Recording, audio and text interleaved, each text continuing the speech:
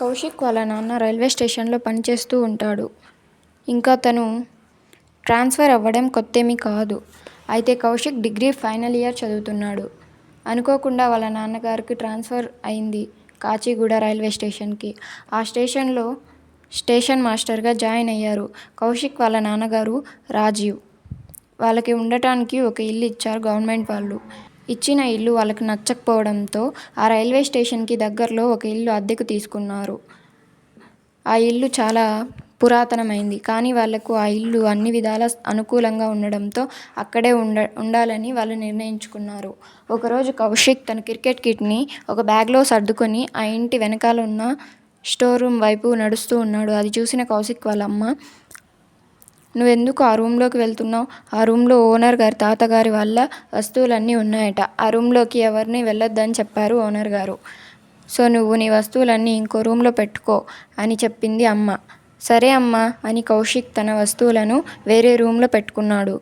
ఓ రోజు ఏదో పనిపడి ఆ రూమ్ వైపుగా వెళ్తున్న కౌశిక్, అప్పుడు సమయం 10:30 అవుతుంది. ఆ రూమ్లో ఏదో శబ్దాలు వస్తూ ఉంది. "అదేంటి అమ్మ ఆ రూమ్లోకి ఎవరిని వెళ్ళొద్దని చెప్పింది కదా, నాన్నేమైనా వెళ్ళారా" అని కౌశిక్ ఆ రూమ్ డోర్ ఓపెన్ చేసి చూశాడు. ఆ రూమ్ అంతా చీకటిగా ఉంది. అప్పుడు కౌశిక్ తన ఫోన్లో టార్చ్ లైట్ ఆన్ చేసుకొని చూస్తూ ఉన్నాడు.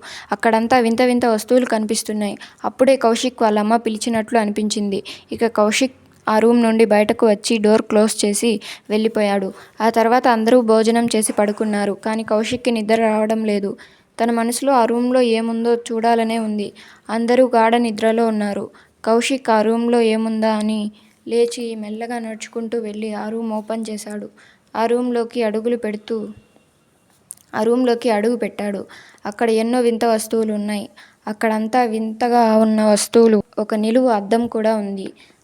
అద్దం కౌశిక్ను ఆకర్షిస్తూ ఉంది. ఆ అద్దాన్ని అలా చూస్తున్నాడు కౌశిక్. సమయం గడిచే కొద్దీ కౌశిక్ మరింత ఆకర్షితుడవుతున్నాడు. అది అమావాస్య రోజు రాత్రి అనుకుంటా. ఎటు చూసినా కారు చీకటి కమ్ముకుని ఉంది. సెకండ్ షోకి వెళ్ళి సినిమా అయ్యాక హాల్ నుండి బయటకు వచ్చి చూశాడు. జనమంతా ఎవరిళ్లకు వాళ్ళు వెళ్ళిపోతున్నారు. ఇక కౌశిక్ తన బైక్ స్టార్ట్ చేశాడు. "మా నాన్నగారు ఇంటికి రాకముందే నేను ఇంటికి వెళ్ళాలి. లేకపోతే తను తిడతాడు." తాను వెళ్లాల్సిన దారిలో ఒక భయంకరమైన శ్మశానాన్ని దాటి వెళ్లాల్సి ఉంది. ఇక ఆ సిటీ దాటి వాళ్ళూరు వెళ్లాల్సిన దారి వైపు చేరుకున్నాడు. అంతా నిశ్శబ్దం, చుట్టూ చీకటి. ఆ దారంతా కీచురాళ్ల అరుపులు.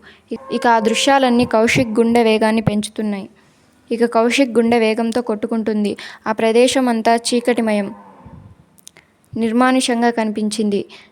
తాను వెళ్తున్న ప్రదేశమంతా గుబురుగా అములుకున్న పొదలతో అలుముకొని ఉంది. ఇంక కొంచెం దూరం వెళ్తే ఒక పెద్ద శ్మశానం ఉంది.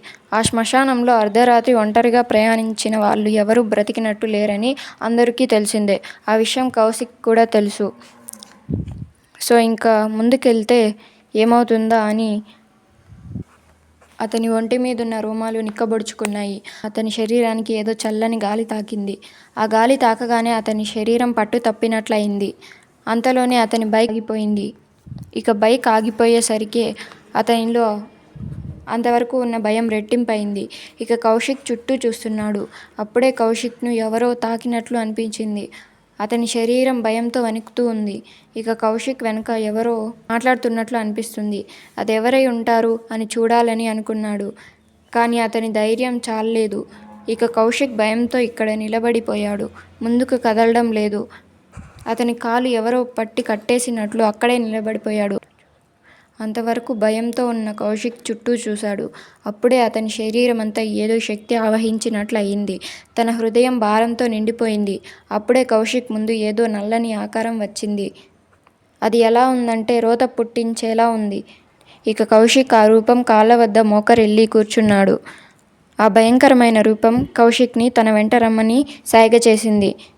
కింద కూర్చున్న కౌశిక్ లేచి ఇష్టం లేకపోయినా ఆ భయంకరమైన ఆకారం వెంట నడుస్తూ వెళ్తున్నాడు. వాళ్ళు వెళ్తుంది భయంకరమైన శ్మశానంలోకి. అక్కడక్కడ చితిమంటలు మండుతున్నాయి. ఆ మంటల్లో కాలుతున్న శవాలు మధ్యలో లేచి అటూ ఇటూ తిరుగుతూ మళ్ళీ చితిపైకి చేరుకుంటున్నాయి. ఆ దృశ్యాన్ని చూసినటువంటి కౌశిక్ గుండె భయం భయంతో ద్రవించిపోయింది.